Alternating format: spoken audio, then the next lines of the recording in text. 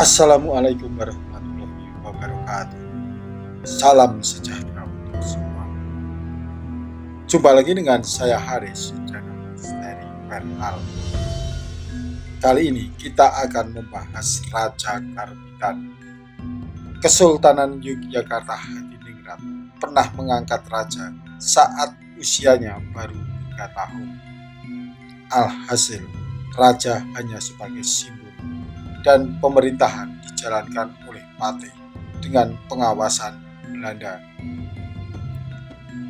Gusti Raden Mas Gatot-Mino dilantik menjadi Raja Yogyakarta pada 19 Desember tahun 1823 dengan gelar Sultan Hamengkubuwono V.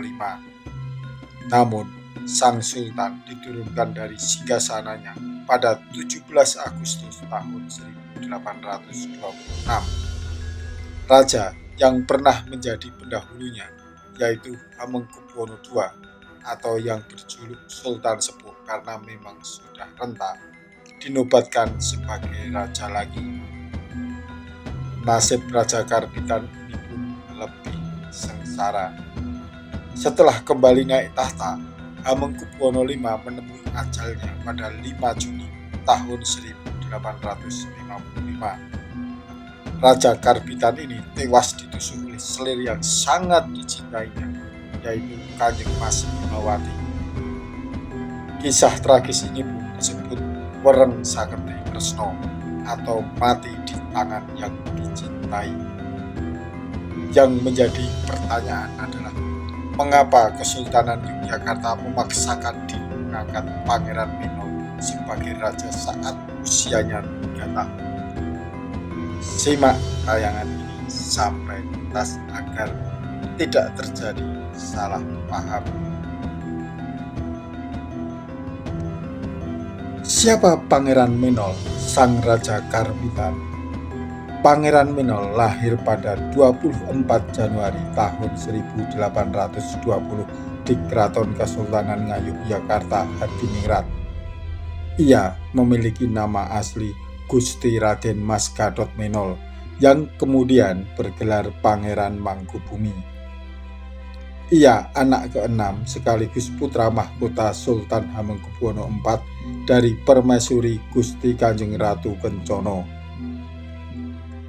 Sultan Hamengkubuwono IV, ayahnya, wafat pada 6 Desember tahun 1823. Usianya masih sangat muda, belum genap 20 tahun.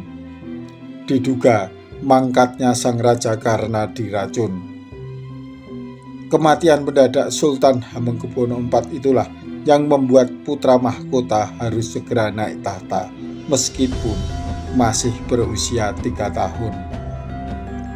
Kurang dari 2 pekan setelah wafatnya sang raja, 19 Desember tahun 1823, Gusti Raden Mas Gatot-Mino dikukuhkan sebagai penguasa Yogyakarta yang selanjutnya dengan gelar Sultan Hamengkubuwono V. Namun, sang Sultan belia diturunkan dari singgasananya pada 17 Agustus tahun 1826.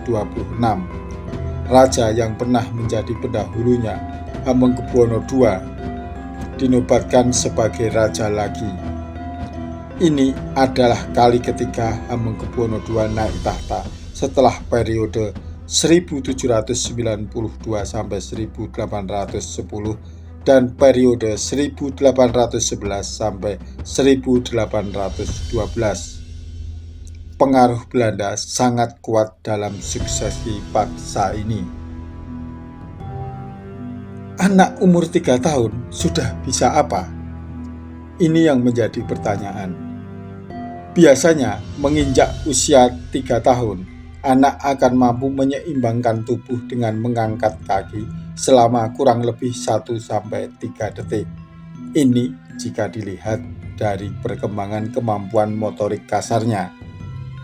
Sedangkan jika dilihat dari kemampuan motorik halus, anak sudah mampu membentuk garis lurus, kotak, serta berbagai bentuk lainnya. Cara si kecil memegang pensil warna pun akan terlihat semakin baik layaknya orang dewasa. Perkembangan bahasa dan kognitif anak saat menginjak usia 3 tahun makin baik.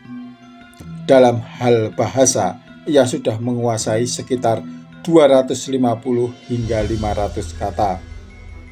Anak juga sudah bisa menjawab pertanyaan sederhana serta menyebutkan nama dan usianya sendiri. Apakah sosok seperti ini bisa memimpin kerajaan? Tentu tidak. Untuk menjalankan pemerintahan di Kesultanan Yogyakarta, Belanda mempercayakan kepada Patih di bawah pengamasan Residen Belanda saat itu, Hendrik Semisal. Belanda juga mengangkat perwalian yang terdiri atas Ibu Sultan sendiri, yaitu Ratu Kencana, Pangeran Diponegoro, dan Paman Diponegoro, yaitu Pangeran Mangkubumi. Namun, para wali ini hanya mempunyai wewenang melakukan pengawasan atas masalah-masalah keuangan di dalam keraton saja. Sementara pelaksanaan pemerintahan tetap berada di tangan Patih dengan pengawasan Belanda. Pertanyaannya, mengapa Belanda ikut cawe-cawe dalam pemerintahan Keraton Yogyakarta? Kalau dilihat sejarahnya, sebelum wafat pada 11 Desember tahun 1749, Pakubuwono II menandatangani sebuah kontrak yang menyerahkan seluruh kerajaan Mataram kepada VOC tanpa syarat.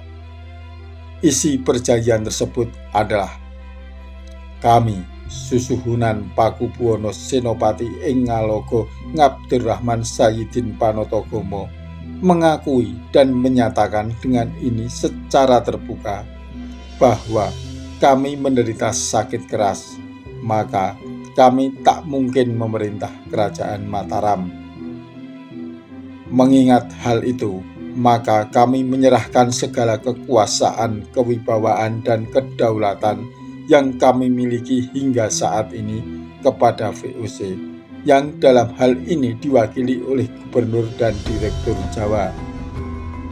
Kami melakukan penyerahan ini atas kehendak kami sendiri dengan maksud agar VOC dapat menyelenggarakan pemerintahan dalam Kerajaan Mataram untuk kepentingan Kerajaan Mataram dan rakyatnya. Sekalipun Tuhan Yang Maha Esa akan menyembuhkan penyakit kami dan kami masih akan diberi karunia untuk hidup beberapa tahun lagi, kami sudah tidak akan turut campur tangan lagi dengan pemerintahan kerajaan, melainkan kami hanya berkehendak untuk dapat hidup dengan tenang dan tentram. Kami mengharapkan dari VOC untuk memberi perlindungan terhadap anak-anak kami, terutama terhadap Pangeran Adipati Anom. Perjanjian tersebut ditafsirkan secara salah oleh VOC. Menurut Kerajaan Mataram, tidak pernah terjadi penyerahan hak milik berupa tanah Mataram kepada VOC. Kata hanitipaken berarti menitipkan. Jadi, tanah yang diserahkan kepada VOC itu bukanlah untuk dimilikinya, melainkan hanya dititipkan kepada VOC. Dengan demikian, Susuhunan Pakubuwono II dan keturunannya berstatus Hanggaduh Kagungan Dalem Pengageng VOC. Yang pasti, sejak perjanjian ini, Belanda selalu cawe-cawe dalam menentukan raja, baik di Yogyakarta maupun Surakarta. Akibat cawe-cawe Belanda ini, Pangeran Diponegoro mundur sebagai anggota Dewan Perwalian dan memilih berjuang melalui peperangan. Sultan Hamengkubuwono V kembali naik tahta setelah Sultan Hamengkubuwono II wafat pada 3 Januari tahun 1828. Selama berkuasa, Sultan Hamengkubuwono V cenderung bermain aman. Ia tidak ingin terjadi pertumpahan darah yang harus mengorbankan rakyat. Hamengkubuwono V juga menaikkan kontrak politik dengan Belanda yang berlaku bahkan hingga era Sultan Hamengkubuwono IX.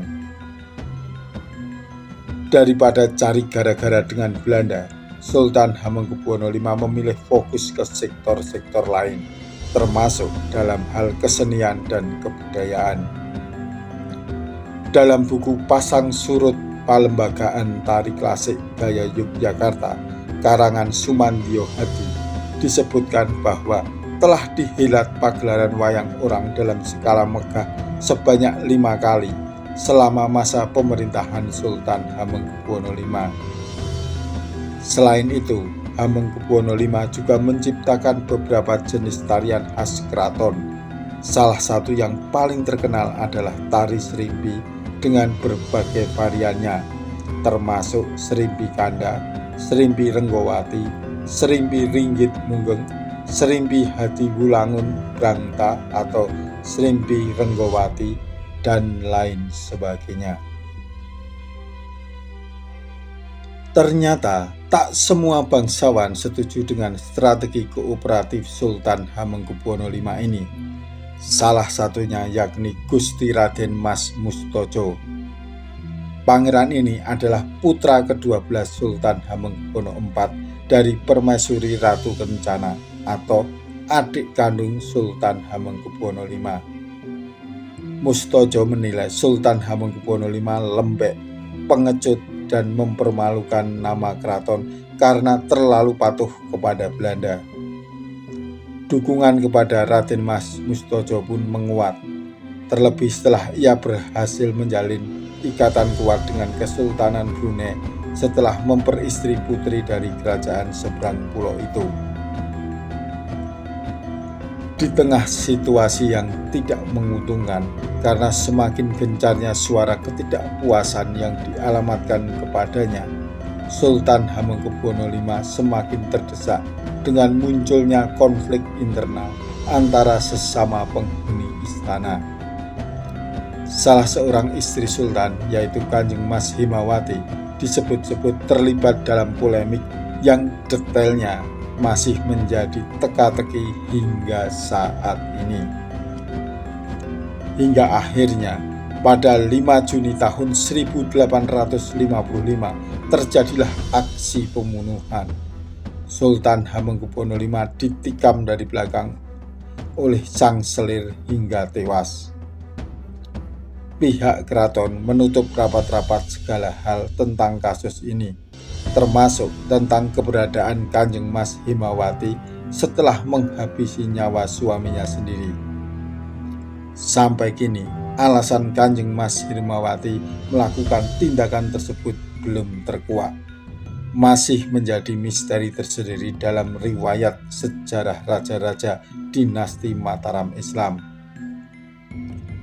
Peristiwa tragis yang rinciannya hanya diketahui oleh kalangan terbatas itu dikenang dengan istilah Wereng Sagati Tresno atau mati di tangan yang dicintai.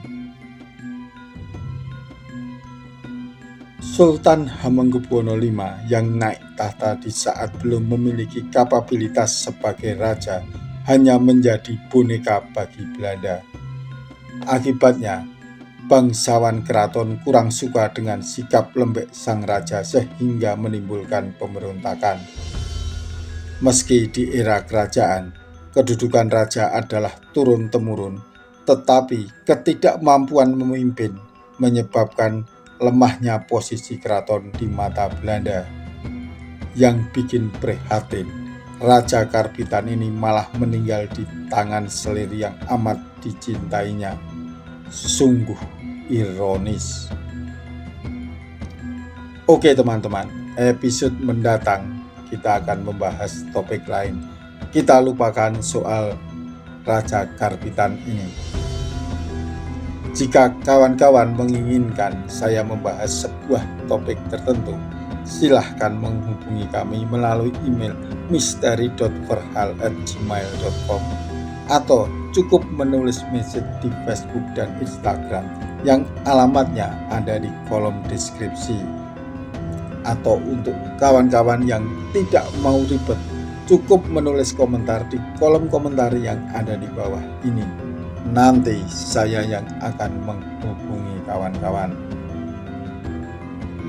Jangan lupa ikuti terus channel Misteri Verhal, karena episode mendatang saya akan membawakan cerita atau sejarah yang lebih seru yang mungkin kawan-kawan belum mengetahuinya.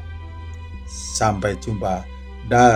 Wassalamualaikum warahmatullahi wabarakatuh.